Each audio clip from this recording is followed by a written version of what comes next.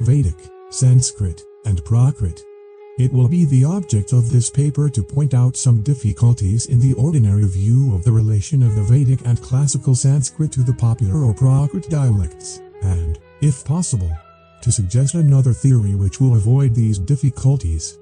And in making this attempt, instead of starting with a discussion of what is Sanskrit, a procedure which seems to have led to no definite result, I shall begin with the consideration of the question as to what is Mittilindish or Prakrit, hoping that if a satisfactory solution of this question is reached, the problem of the origin of Sanskrit will be materially simplified. The normal view of the relation of Prakrit and Pali to the Vedic and Sanskrit is that suggested by the word Mittilindish itself, namely that Prakrit is the direct lineal descendant of Altindish, or the language of the oldest stage of the transmissions. And since this oldest stage is found in two distinct forms, namely the Vedic and classical Sanskrit, the inference is that Prakrit is derived either from the Vedic language or the classical, or at least from popular languages to which the Vedic or classical Sanskrit was related, like all literary languages to the nearest popular dialects from which they are taken. The latter alternative, however, we may dismiss once for all. The number of phonetic as well as morphological peculiarities which are common to the Vedic and Prakrit but unknown to Sanskrit, prove definitely that Prakrit is much nearer to the Vedic than to the classical Sanskrit, and that direct origin from the latter is no longer to be thought of. There remains the supposition that Prakrit is derived either from Vedic dialects or from contemporary dialects which are close to the Vedic in character. To this latter view, however, there are grave and unanswerable chronological difficulties on every hand. In the first place, it is a well-known fact that the Vedic hymns already contain a number of Prakritisms, forms which distinctly belong to the Middle Indian period and do not represent the normal status of the Vedic sounds, but are exceptional cases and consequently borrowings from a different dialect. Thus Wakarnagal, Lok, Sit, quotes as examples words with a cerebral, e, g, Katatif, Kartagrub, words with n, e, g, Mani Pearl, words with s, e, g, Avenue, Kasati Kratson, Lith, Kasti, Pragaprayuga, Tilautitaju, etc. To quote Wakarnagal himself, Idenebren, sc. Der Priester Likensprich, Aber Warshan Zuderzeit, da die Haltinen Hymnen entstanden, Einsprachgeberhucklich. Die Ibergen Priesterliche Sprich White hinaus entwickelt war, und die Haupteigenheiten der Altesten Phase Mittilindisch, so Geneniten Pelistuf, and sich trug. The conclusion therefore cannot be avoided that during the period of composition of the Vedic hymns two distinct groups of Indian dialects were developed and separated by an uncrossable gulf on the one hand the priestly language of the Veda, on the other hand the popular dialects, which later became Pali and Prakrit. From this fact it follows again that Prakrit cannot be a direct lineal descendant of the Vedic of the hymns or of a contemporary dialect which was close to the Vedic in its character. If, then, Prakrit is nevertheless derived from the Vedic, it must have been at a time considerably antedating the hymns themselves. And here the question immediately arises whether time enough had elapsed since the separation of the Indian and Persian dialects, so that such large differences as exist between Vedic and the earliest Pali could have been developed in addition to the equally large ones between the Avestan and Vedic. As Bradke, ZDMG 672, remarks, it is a question of how long a period we allow to have elapsed between the period of Indo-Iranian unity and the Veda. If we place the latter long after the former, there is nothing impossible about assuming that the popular dialects had been developed in Vedic times and that the Vedic poets borrowed certain words from these vernaculars. Now Bradke himself believes that the time could have been amply sufficient.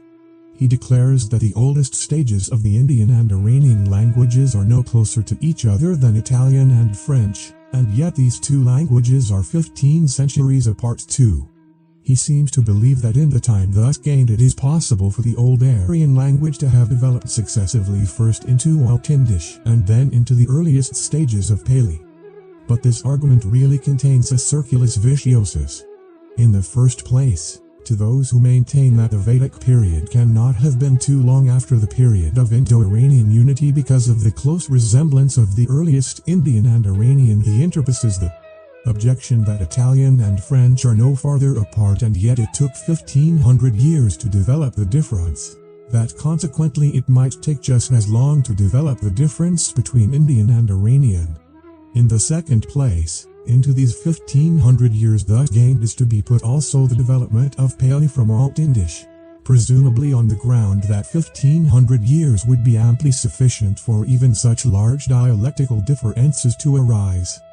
First, a large period of time is claimed as being probably needed to develop comparatively small differences. Then this large period is in turn used as proof that comparatively large differences may have developed in the same. But we could as well counter-argue that 600 years are needed to develop the classical Sanskrit from the Vedic, and the difference is very slight. How much more would we then expect for the large difference between either classical Sanskrit or Vedic and even the earliest stages of Pali? Adding to this the 1500 years assumed by Prakrit for the development of Vedic from primitive Aryan, how many millenniums after the period of Indo-Iranian unity would the Veda be placed? And the earlier we place the latter, the worse the difficulty would become for the classical Sanskrit. If we accept Jacobi's date for the era Veda, we should have to assume at least 5 millenniums to account for the comparatively slight difference between the Avestan and the classical Sanskrit.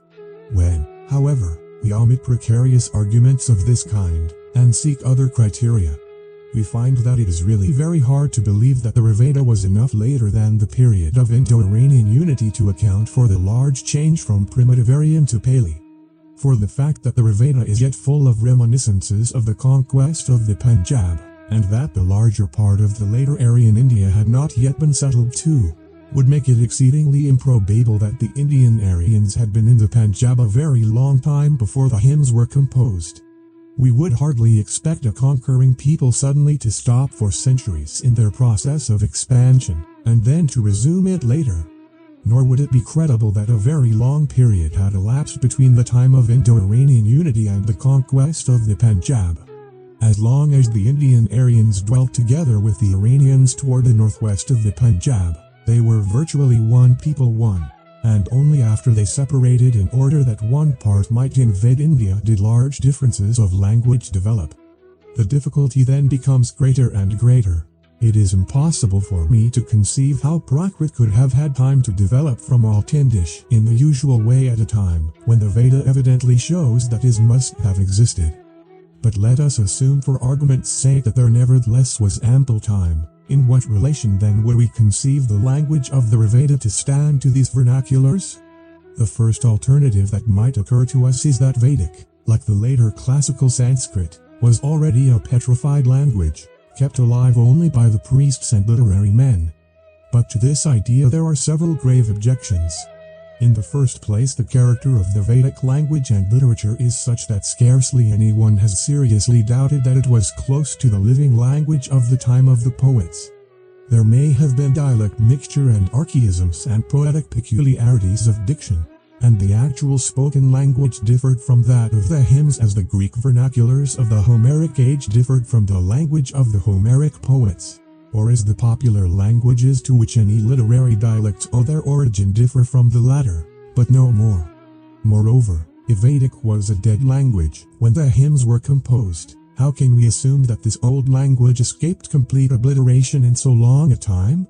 A dead language is perpetuated only in its literature, and when it dies before a literature is produced, as it would have to in this case, it will be forgotten before it has the chance to perpetuate itself.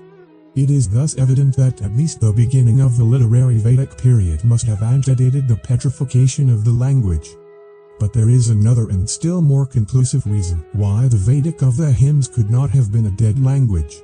There is no one who could affirm that the art of writing was known at such an early date.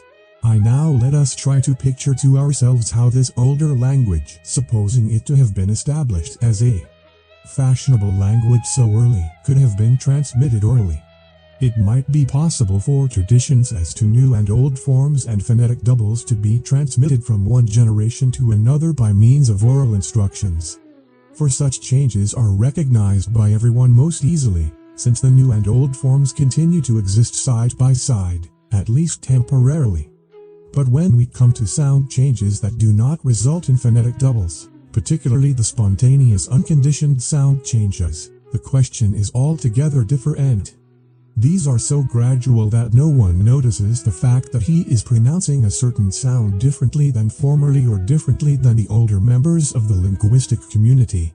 It follows that a consciousness of change never appears, and that the old pronunciation thus will no longer be a norm with which to compare the new, since the whole community will keep so close together that no one notices a difference, and when the end of the development has finally been reached, the old original pronunciation, no matter how different from the new one, will be forgotten with no possibility of recovery.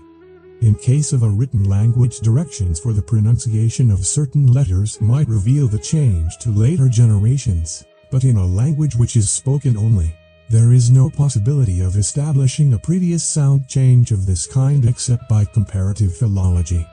Thus the change of Io to Germanica has been so universal that not a single trace of the old pronunciation could possibly have existed to the speakers of the language after it had taken place. And since it was a gradual change, even those that lived while it took place were unconscious of it. In the same way SKT and became Prakrit and spontaneously one and under all circumstances. And there was no way for the speaker of the latter sound to find out that he was pronouncing a different sound than his ancestors. But not only in case of spontaneous sound changes, but everywhere where no phonetic doubles result, the old pronunciation is lost beyond recovery just as soon as the new is established. So it is with the dropping of the y in praluga less than praluga, or with the change of root greater than t, rs greater than dollar, etc. The development of all of these new pronunciations should have completely obliterated the old, if really, as is claimed, Vedic and Prakrit were successive steps in the development of the same language. The existence of Prakrit forms with the above-mentioned peculiarities in the Veda proves conclusively therefore from this point of view also that the two cannot have been chronologically successive stages of one and the same language. It follows that Vedic and Prakrit are sister dialects instead of being related as mother to daughter. In some way or other they must have been differentiated from their common ancestor, so that both could continue to exist side by side. It is obvious, however, that this differentiation cannot have been local, i.e., Vedic and Prakrit cannot have been contemporaneous dialects which arose in different localities. For it is incredible that all people in one section of the country should be so conservative in their pronunciation that they continued to speak a language very close to the primitive Aryan, while in other places, nearby and not separated by any linguistic barrier whatsoever, they were so prone to innovations that it would appear as though the language they spoke was immeasurably a more recent or modern stage than that of the former. We should in vain look for analogies to this. Evidently the cause of the differentiation must be sought in different social strata of the same communities, one a strongly conservative element, another offering no opposition to the tendency to innovation. At first sight this postulate, however, would seem to lead to the view held by Wackernagle and quoted above, namely that Vedic was merely a priestly language, jealously guarded by the priestly aristocracy in its pristine purity, while the natural development of the language resulted in the popular dialects. To this view, however, the objection will also hold that this presupposes a consciousness of difference, while on the other hand this very theory would presuppose that those characteristics of Prakrit which were already developed in Vedic times were largely due to spontaneous sound changes, of which the priests no less than the common people must have been unconscious even while they were in the process of becoming. Whatever theory accounts for the difference between Vedic and Prakrit must show how the differentiation could take place through causes not controlled by the human will. This as well as all the other above-mentioned difficulties will disappear if we assume that Vedic and Prakrit were caste languages from the beginning, and that the differences originated with the differences between the castes. And since the origin of the castes was intimately connected with the difference between Aryan and not Aryan, we may say that Vedic was the language of the higher or Aryan castes, while Prakrit was the language of the lower or non-Aryan castes. As the old Aryans invaded the Indian peninsula and conquered certain aboriginal tribes, they would impose their language upon those whom they enslaved and which consequently formed a part of their society. But since these black aborigines had organs of speech as well as linguistic habits that differed widely from those of the Aryan invaders, they were unable to learn the language in the same form as the one in which it was spoken by their conquerors, and it was modified to suit their own characteristics in much the same way as the American Negro has modified the English language through his own physiological and mental peculiarities. And just as many peculiarities of the Negro dialect are common to the whole large area of the South or his original American home, since the peculiarities which caused these aberrations are common to the whole race, just so a number of phonetic changes in Prakrit were common to all of the widely scattered areas where these popular dialects were spoken, since here also common racial peculiarities would cause common effects. And since these peculiarities primarily affect the phonological aspect of a language, it is intelligible that the Prakrit peculiarities in the Veda are exclusively phonological. Moreover, since these sound changes from primitive Aryan to the earliest Prakrit were not due to gradual change of pronunciation, but to the substitution of one sound for another, if this theory is correct, we need not expect larger periods of time to account for such a thoroughgoing change of phonetic aspect, and it is therefore not surprising that Prakrit and Vedic should have been virtually coexistent not only from the beginning of the transmission, but ever since the Aryans first invaded India and began enslaving the Aborigines. The conclusion that the phonetic character of the Prakrit dialects is due to imposing the Aryan language upon an inferior race is further strengthened by the character of the sound changes. Frank, Pali on Sanskrit, calls attention to the fact that many peculiarities common to all Pali are similar to the mistakes of children. The same assimilation or simplification of consonant groups, the same substitution of familiar for unfamiliar sounds is common to both. Frank compares G from the German, Tfischen for Zwischen, Wur for wort, Alm for arm, Gall for gold, Boom for bloom, Dative for Bleistift. This want of discrimination between different sounds, usually characteristic of childhood, is just what we would expect of a race inferior in intelligence learning a language so largely different from its own. In fact, the latter factor alone might cause similar changes even in case of a people of high intelligence, as can be seen particularly by a study of borrowed proper names. Thus, in all of the following Greek borrowings from the Egyptians, certain unfamiliar sounds or combinations of sounds have been replicated by sequences which were familiar to the Greek. Payuot T became Buvter, Chufu became Tuovs K2osk for even XCO, Mankayura became Vkeplovo, Boken Renf became Bo YXWPSS, Shabak became 2AA3KWV, Uahabra became Arbs, Aams became Apakan. If the above explanation of the origin of Prakrit is once accepted, the problem as to the origin of the classical Sanskrit becomes much simplified. There is no longer an necessity for assuming that a certain locality was so much more conservative than other neighboring ones that it was unable to retain a language with such old characteristics, while all other communities were many centuries ahead in the development of their speech. Classical Sanskrit was rather the direct lineal descendant not of the Vedic 2 in its literary form, 3 but of the spoken dialects of the Vedic age, which differed from it only very slightly and may with propriety, as they are below, be designated as Vedic. It was natural after the difference between Vedic and Prakrit had once been developed, that the old Aryan aristocracy of priests and soldiers should be proud of their language, which formed one of the principal distinctions between themselves and the despised conquered Dasis, that they should therefore guard it most jealously from all change.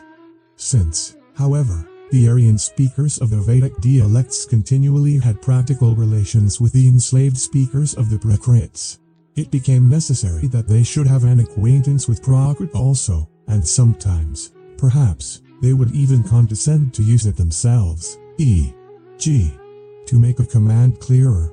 In this way there was a bridge by which the Prakrit could gradually encroach on the Vedic or Sanskrit. Those Aryans who were less fortunate and did not succeed in becoming a part of the aristocracy gradually lost their racial pride and came to use the Prakrit language exclusively. In the same way, the Aryan women, whose more menial duties brought them into more continual and closer contact with the lower classes, gradually let the Prakrit take the place of their pure Aryan mother tongue. In the beginning, however, it was not thus. All the Aryans, women as well as men, spoke the pure Aryan language when the enslaved Dases first tried to learn the language of their conquerors.